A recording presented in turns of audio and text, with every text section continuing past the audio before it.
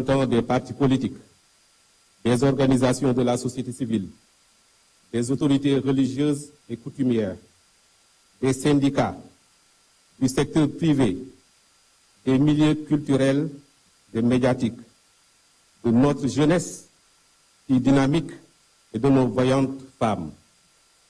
Chers compatriotes, c'est avec humilité et un profond sens du devoir que je prends la parole en ce jour solennel marqué par l'ouverture officielle du dialogue national sur notre système politique.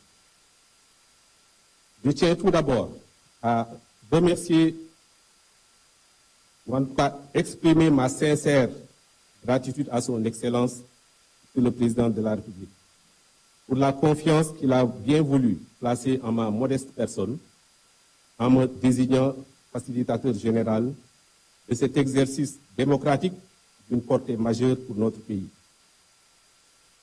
Je m'y engage avec loyauté, pleinement conscient de la mission exigeante qui m'est confiée, mais aussi fort de l'esprit d'ouverture, d'écoute et d'inclusion que le chef de l'État a tenu à inscrire comme boussole de notre démarche.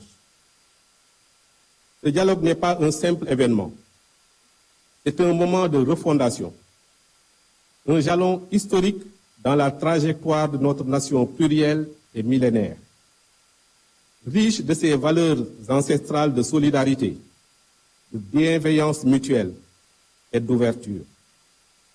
Il s'agit d'un espace sacré de parole et d'écoute, un creuset où toutes les sensibilités se rencontrent pour penser ensemble l'avenir de notre République.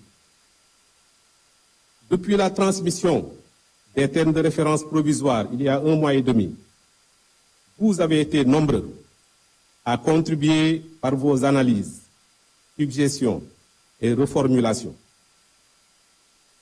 Ce foisonnement d'idées a permis d'enrichir et de densifier le cadre initial proposé. Les termes de référence qui ont été reformulés et stabilisés ne sont pas figés. Ils servent de balises dynamiques appelées à être rediscutées en plénière au sein des 3 commissions de travail qui structureront nos échanges autour d'axes clairs, cohérents et inclusifs. Le Sénégal est un pays de dialogue. Cela est ancré dans notre ADN collectif. À chaque carrefour de notre histoire, notre nation, qui émerge des limbes d'une Afrique berceau de la civilisation et de la foi, a su puiser dans les ressources inestimables de la teranga, de la sagesse partagée et du respect des différences pour ouvrir des voies d'apaisement, de progrès et de renouveau. Aujourd'hui, nous sommes réunis pour corriger ce qui doit l'être, consolider ce qui fonctionne et innover avec audace là où cela s'impose. Ce dialogue appelle au dépassement de soi, à la lucidité, à l'écoute active et à la construction collective d'un nouveau pacte démocratique. Ce processus n'appartient à aucun camp, ni politique, ni social, ni institutionnel. Il est l'affaire de tous. Majorité, opposition, société civile, syndicats, jeunesse, femmes, diaspora, confessions religieuses, autorités traditionnelles, acteurs culturels, médias, etc. Il vise un seul objectif, servir l'intérêt supérieur du peuple sénégalais. Conformément aux objectifs définis, ce dialogue vise à évaluer de manière lucide les forces et faiblesses de notre système politique, les convergences structurelles et les désaccords circonstanciels, formuler des réformes structurantes et prospectives en faveur d'une démocratie plus participative et plus sincère et d'un état de droit plus robuste, renforcer considérablement la confiance des citoyens dans les institutions qui régissent et régulent le processus électoral. En acceptant cette mission, je ne poursuis qu'un seul agenda, celui du Sénégal. Mon rôle sera de garantir, avec l'appui des services étatiques, les modérateurs et les rapporteurs, un cadre de confiance sécurisé, inclusif et respectueux, propice à l'expression libre de toutes les voix, dans la dignité et sans crainte d'exclusion.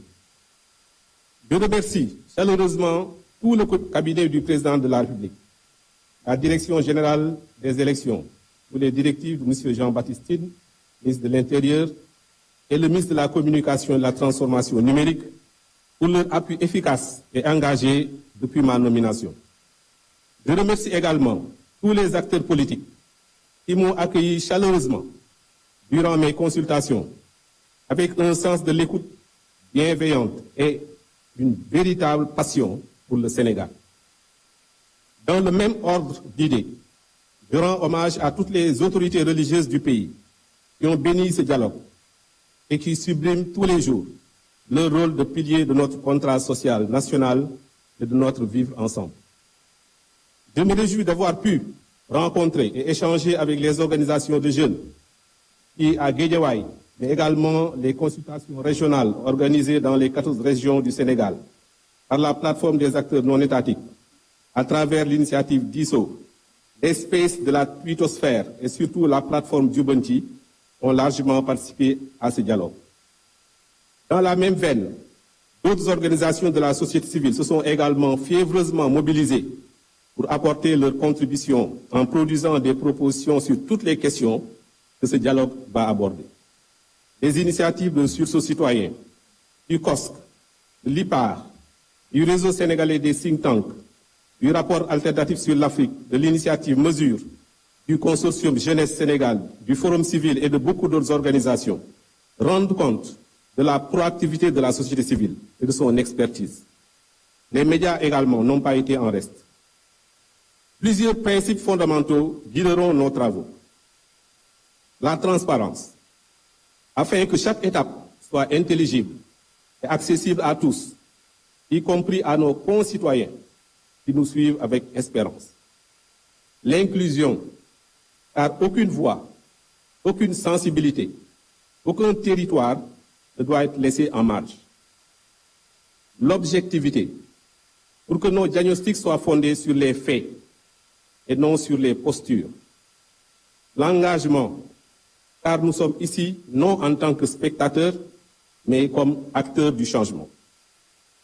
Notre peuple nous observe, il attend des résultats concrets, des institutions stables, crédibles et équilibrées, un système électoral transparent, fiable et consensuel, qui inspire confiance à tous les acteurs, un cadre démocratique renforcé, garantissant les libertés fondamentales dans le respect des règles, un système politique tourné vers l'avenir, capable d'anticiper les transformations majeures induites par le numérique, l'intelligence artificielle et les mutations géopolitiques.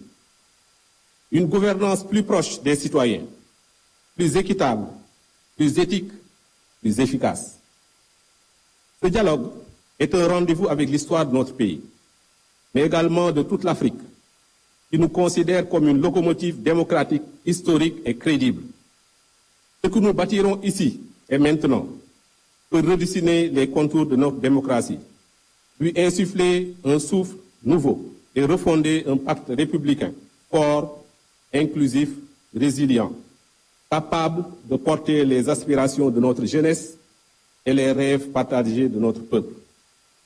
Je vous invite, avec solennité et fraternité, à vous engager dans cet exercice avec sincérité, lucidité et un profond patriotisme.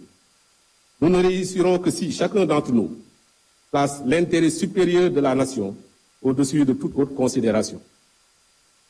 Que le Sénégal s'élève par la démocratie, que le peuple renoue avec la confiance dans ses institutions et que notre République, unie et indivisible, en sorte renforcée et plus grande. Je vous remercie de votre attention.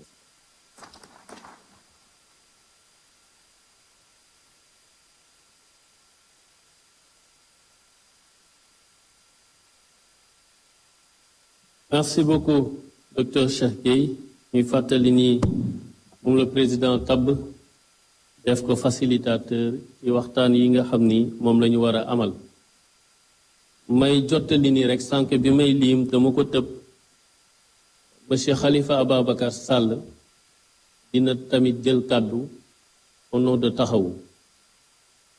Également monsieur Seydi Gassama bi nga xam ni moo jiite Amnesty ak madame Aminata Fall Niang. fàttali ni rek ku ci ne am nga juróomi minute kon dañuy tàmbali ak ki nga xam ni moo di monsieur Moustapha Niass, ancien président de l'Assemblée nationale.